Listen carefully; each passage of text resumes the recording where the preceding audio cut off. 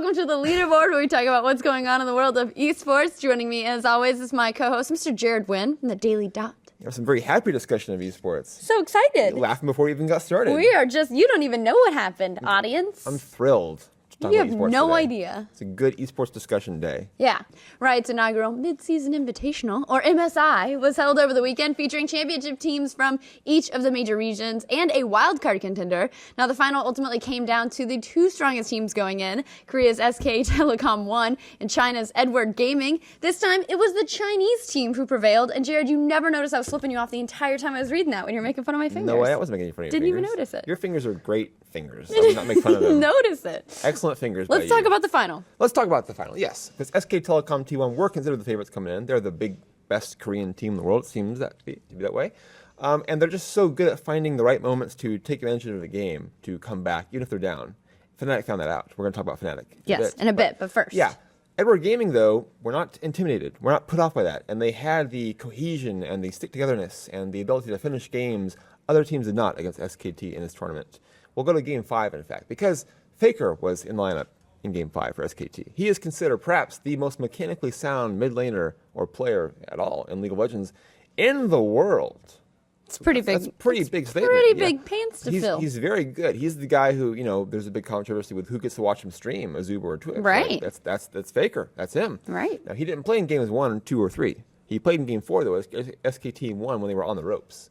So he's in Game 5. He gets LeBlanc, a champion he has never lost the game with. He is undefeated. Huge deal. Undefeated as a professional. Now, some might say, why doesn't he just play LeBlanc every single game, right? Because he's undefeated with him. He should play him all the time. Because you want to play LeBlanc in the right situation. And this was an example of perhaps the wrong situation to play him in. Because Pawn, his melee opponent for Ever Gaming, takes Morgana.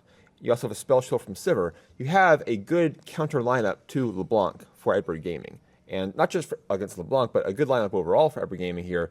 They were properly prepared in the pick and ban phase. The pick and ban phase overall was very exciting to watch in this final series. Normally not that exciting. I mean, it depends on how much you get like one and on the noob stream, everyone's like... It depends on how into the picks and bans you are. But right. Here it was very interesting to watch. Very exciting to watch, actually.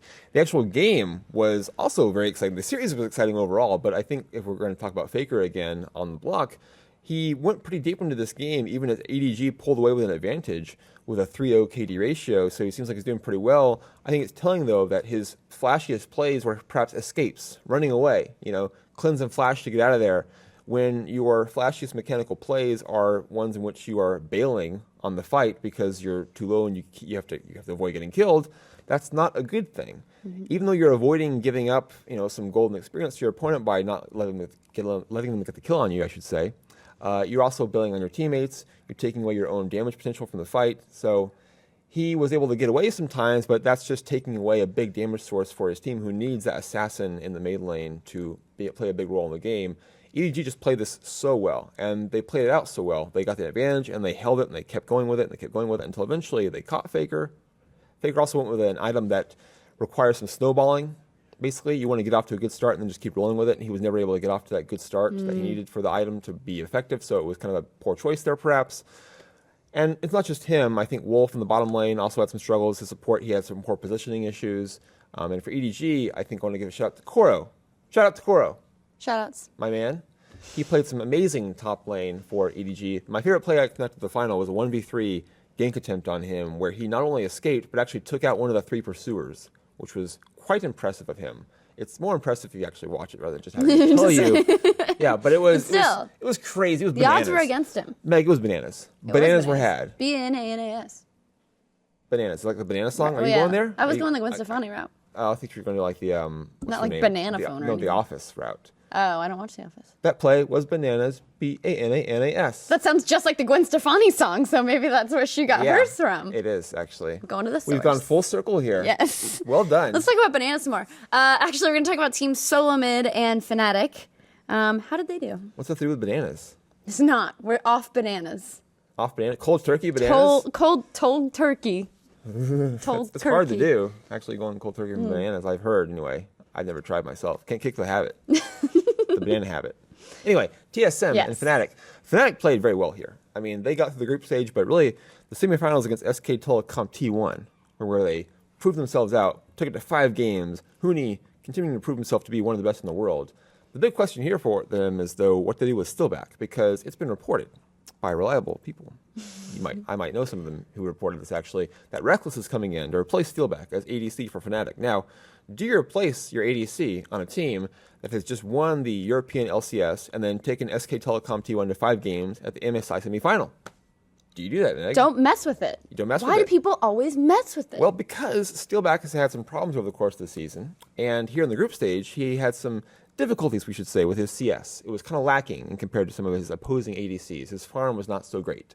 In the semifinal against SKT, he played better, but could you do better than him? If you upgraded from Steelback, are you that much better a team if you're Fnatic? That's true. That's the big question. Now, maybe you're not. Maybe you're ruining the chemistry of your new team. Maybe Steelback's going to continue to evolve as a player because he's still relatively inexperienced. Maybe he's going to get better and better and better.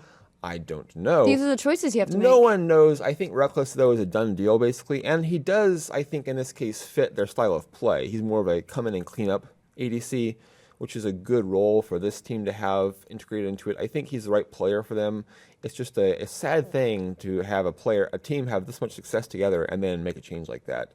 For TSM, just a terrible failure by them. Awful, like a car accident. Oh, no. It was quite bad. They're the reigning champions at IEM Worlds. Now, we've had 2, by the way, major internationals in the league with no Korean titleist. We had North American champion, TSM in Poland. Now we had a Chinese champion. The wins, they are a changing. They are a changing, those wins and the bananas and all those things. Time and all that stuff. Just terrible from TSM, though. I mean, so bad that it's hard to really break down in short order what went wrong for them because the team just, as a group, played so poorly. The most TSM moment of it was when Dyrus was actually ganked 4 times in a row in quick succession. So he's solo laning. Yeah, I saw that wide eyes there. Yeah, because that's a lot. That is. It was pretty impressive, actually. I don't have to know much to know. That is an awful lot. It was pretty impressive. He's just continuing to march back to his death over and over again while his team kind of leaves him on an island. The blame there you can shift around. Is it Dyrus who's being too greedy? Is it the team playing a poor strategy and just having the map controls lacking there? You leave the top laner on an island. He was not in the top lane, actually. I think at the time he was just in a solo lane bot with a lane swap. Anyway, it was a difficult situation for him and for the team. Just really bad for TSM. Even Bjergsen never really got off to a good start the way he needed to because you can't have that much of an effect on a game when your team is just falling apart at the seams. Only against Besiktas, the wildcard opponent, did they look like anything like a pro team even, which is a bad event for TSM. Maybe fatigued from the season. They seem to just have poor understanding of the meta and this patch and what to do in this event. They seem to be off their game relative to everyone else. It was just really... They look unprepared, and there's no excuse for that in this case. You can't be unprepared at one of the biggest events of the year. All right, so let's talk about a different LCS team. Cloud9 has added Incarnation.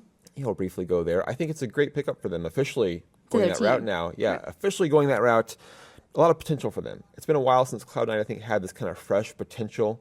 It could work out not so great. Obviously, all these moves could do so. Reckless to Fnatic could work out not so great. But I think Incarnation to Cloud9 gives them a dynamic angle they haven't had for a while. I'm excited to see where it goes. They could be that much stronger for it. Aside from the year's second biggest League of Legends tournament, it was a busy weekend. So let's run through the results of DreamHack's tour, which came to France and saw a Counter-Strike rivalry rekindled between Fnatic and Envious, and Fnatic ultimately came out on top. All right, so let's talk about Counter-Strike. Say, Meg, do you know where DreamHack's tour went? It went to France. Tour, actually. Oh, to Tour France? Yes, That's indeed. cute. I was like, did I say the word tour wrong at first? No, I was you didn't. confused. No, you got it, yeah. Very good. So Fnatic won again. It's been a while, like a whole 3 or 4 tournaments, I think, since Fnatic won. Wow, like a month without winning a tournament for Fnatic, it's a big deal, right? So getting back on top here was a good thing for them. For Envious, making a switch to their in-game leadership, going from Happy to Shock's kind of a strange move, considering that Happy's been one of the poster boys for this new revelation of in-game leaders who are also great impact players who can have big impacts, like in terms of the frag, the stats, Now he's kind of stepping aside perhaps for a time. They wanted to change things up, apparently. That's what Happy said in an interview.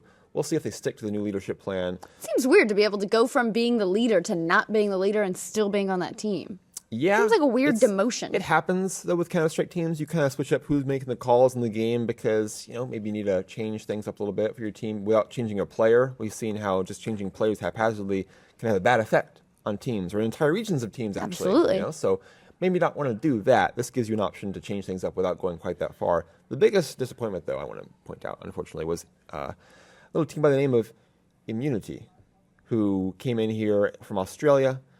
They had some high hopes after their Face It League performance and then they come in here. They don't even manage to qualify for the main tournament, unfortunately.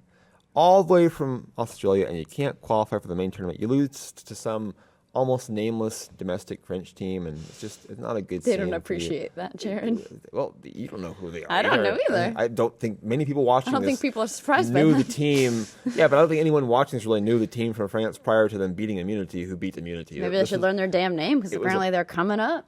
They didn't qualify for the event either. Damn. Yeah.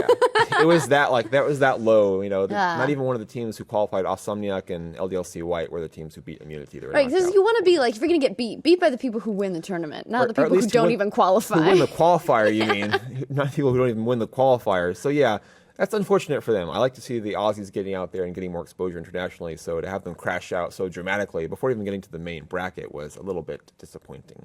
Yes. All right, we'll move on to Call of Duty as OpTic Gaming beat Prophecy 3-2 for a narrow victory. All right, so we just talked about OpTic Gaming having kind of a rough go of it, and now they're coming back. Nadeshot stepped away, and they seem to be not skipping a beat. It's just a case of, they had a bad performance at Worlds. That's all there was to it. They've been dominant before that, and they've been dominant since then. They don't even have their new fourth in the lineup yet. Karma is going to come in and replace Nadeshot, and so they bring in Enable to do that. I think the core of OpTic is just so good here, and Karma's still going to come in later. The core is so good, though, with Crim 6, Formal, Scump. It's just a great team. There's just no other ways about it. Until they have like a prolonged period of badness, not just the one bad tournament at Worlds, this is like the number one team in the world without question. They're that good. Awesome. All right, well, finally, there was a couple of big Dota 2 tournaments played over the weekend, and in each case, the Chinese powerhouses were overcome by their Western rivals. Team Empire beat Vici Gaming in the Dota2 Champions League, while Team Secret beat Invictus Gaming at the Red Bull Battlegrounds. Are we going to see a shift in the regional tide? Again, I feel like we're always talking about whether or not there's a shift in regional tides. We are sometimes. How do the regional tides look today? It's like a weather pattern, Yeah, it is. You gotta read the tides, actually, or like a tarot thing. I'll read the tides today. Ooh. We need like a little fancy board or something here. We don't have one though, so I'll just talk about it instead. Why, please? I think it's more a case of the internationals coming up. That means teams are getting the shit together. That's the only reason in Dota 2 you have to get your shit together as a team is the internationals coming up, right? That's it. So Team Secret, Team Empire are the teams who beat those Chinese power teams, Vici and Invictus, and they've gotten things together now because internationals coming up in a few months. It's in the summer, so that's it. Hopefully Valve has changed to the tournament format where they're going to have the majors and you have to keep your roster, like a roster lock, to compete in all of them. They've been talking about that for the Counter-Strike thing, right? For their league. For Dota, actually. Oh, for Dota this as well. This is for Dota, yeah. Oh, okay. So this is a thing where hopefully that will keep teams together so we can have good play like this all year round, not just leading up to the international. Right. Which is unfortunate. You want to have good players and good teams coming together cohesively and producing good Dota 2 all year round. It seemed like as soon as the international was over, all of our stories were like, so-and-so disbanded, so-and-so was left, so-and-so was left. Like, it was a lot of just like... It's that, and it's that slowly for the next several months. And eventually teams come together to gear up for the international because the one event that really matters, because you might have, who knows, this year $15 million perhaps on the line. That's a little bit more than you could get anywhere else. In fact, it makes everything else seem insubstantial. The winners from last year, Newbie, those players instantly became some of the richest esports competitors ever just by winning that one tournament. Right. So that's why people get their shit together for the international. Again, you just want to see teams like Secret and Empire show their potential and play like this before the international season comes around. I want to see them play like that all season long, but the players feeling like they have to stick together, feeling like they got to be professional, and do that kind of thing all year round. That's something to work on in the future. All right, cool. Well, thank you guys so much for joining us on the Leaderboard. We'll be back next week. GG, kids.